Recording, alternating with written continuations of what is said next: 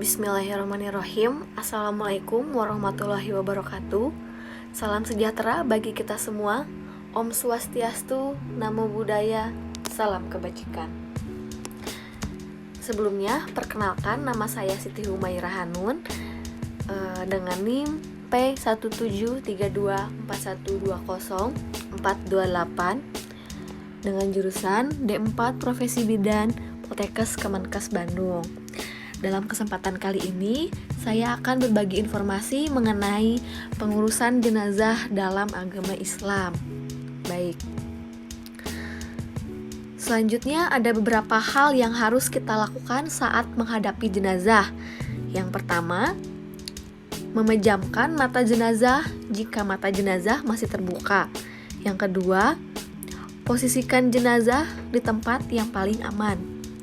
Yang ketiga, menutup seluruh bagian tubuh jenazah menggunakan kain panjang.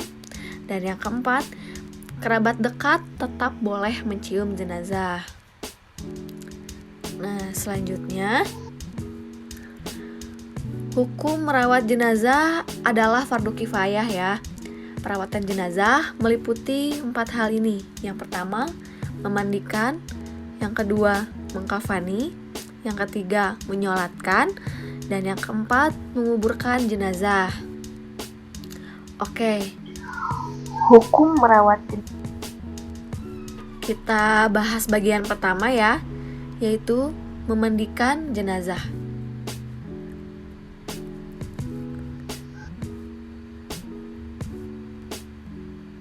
Jenazah yang wajib dimandikan, yang pertama adalah jenazah itu harus orang Islam. Selain orang Islam, tidak wajib untuk dimandikan. Dan yang kedua, ada bagian tubuh yang dimandikan. Oke, next. Yang berhak memandikan jenazah itu adalah yang pertama, jenazah laki-laki, yang memandikannya harus laki-laki juga, selain istri dan mahramnya. Yang kedua, jenazah perempuan, yang memandikannya harus perempuan juga, selain suami dan mahramnya. Dan yang ketiga, jika suami atau istri yang meninggal, yang paling berhak memandikan adalah suami atau istri dibanding yang lainnya. Oke. Selanjutnya, ada beberapa hal yang harus diperhatikan saat memandikan jenazah, yaitu jenazah harus di tempat yang tertutup, tidak boleh ditonton oleh orang banyak. Dan yang kedua, jenazah harus ditempatkan di tempat yang lebih tinggi. Yang ketiga, saat dimandikan, jenazah harus ditutup seluruh auratnya. Selanjutnya, yang keempat, menyapu perut mayat untuk mengeluarkan kotoran yang masih tersisa di perut. Yang kelima, kita harus ganti sarung tangan ya, kemudian bersihkan gigi dan mulut mayat. Selanjutnya, membersihkan najis dan kotoran yang melekat di tubuh mayat tersebut. Dan yang ketujuh, mewudukan mayat dan membasuh seluruh tubuh mayat. Yang keempat, menyapu disunahkan membasuh 3-5 kali dengan air yang ada wanginya. Ya, selanjutnya kita masuk ke pembahasan yang kedua, yaitu mengkafani jenazah.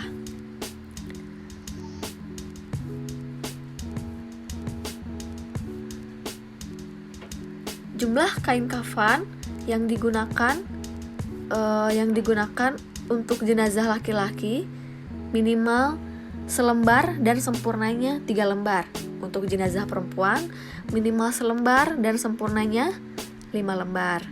Nah, setiap lapisan kain kafan diberikan kapur barus dan dilaksanakan pengafanan jenazah dengan sebaik-baiknya.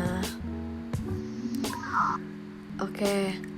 Selanjutnya kita masuk ke pembahasan yang ketiga, yaitu menyolati jenazah.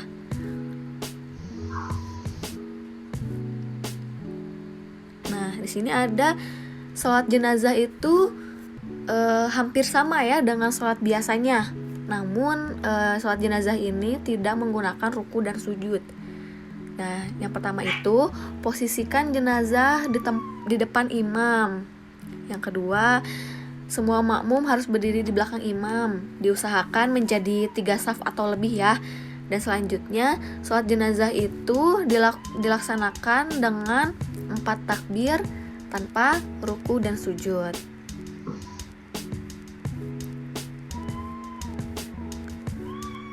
Selanjutnya, niat sholat.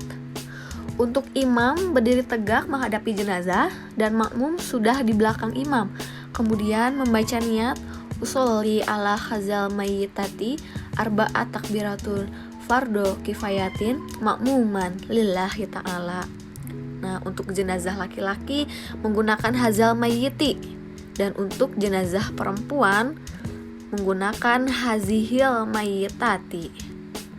Kemudian takbir yang pertama. Oke. Setelah itu, setelah takbir yang pertama, kita membaca surat Al-Fatihah. Yuk kita baca sama-sama. Bismillahirrohmanirrohim. Alhamdulillahirabbil alamin. Arrohmanirrohim. Maliki yaumiddin.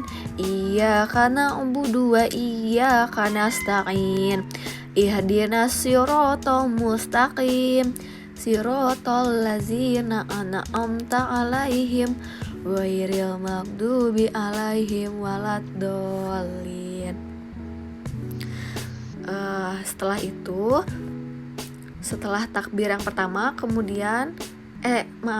setelah masuk ke takbir yang kedua, kita membaca sholawat Nabi. Yuk kita baca lagi.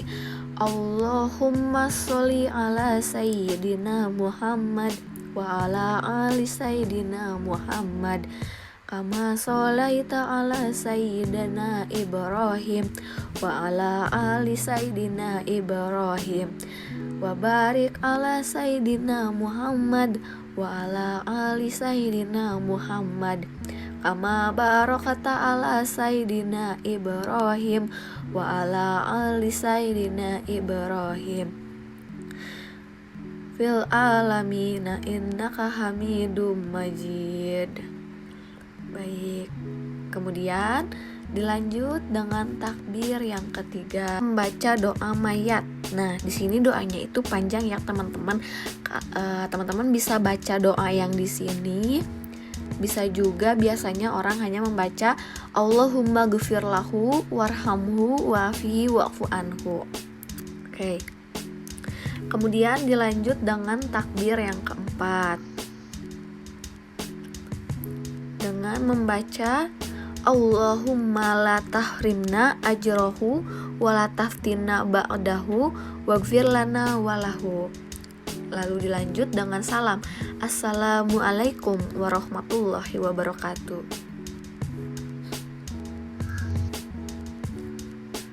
Nah, yang terakhir, bagian dari perawatan jenazah yaitu menguburkan jenazah.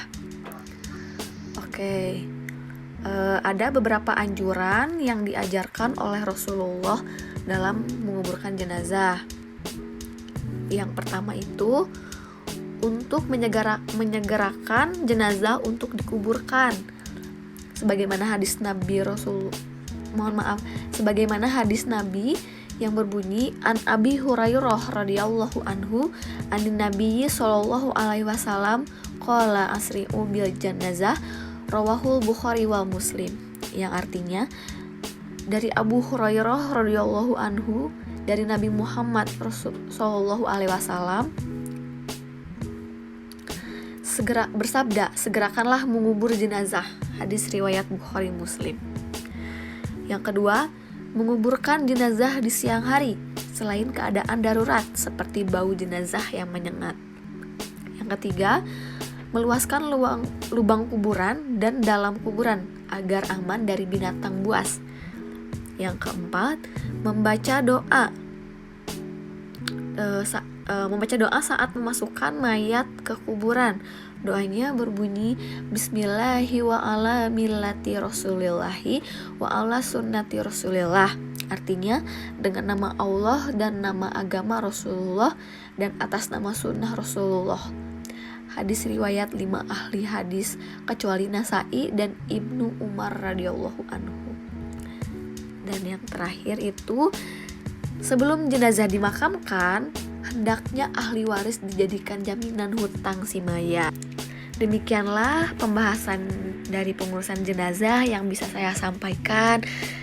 Kurang lebih mohon maaf bila ada tutur kata yang salah. Dari materi ini kita bisa mengambil hikmah bahwa hendaknya kita semua selalu mengingat kematian akan menjemput kita, sehingga kita bisa menyiapkan bekal di akhirat nanti dengan amal-amal kebaikan. Baik, sampai jumpa di lain kesempatan. Wabillahi taufiq wa hidayah. Wassalamualaikum warahmatullahi wabarakatuh.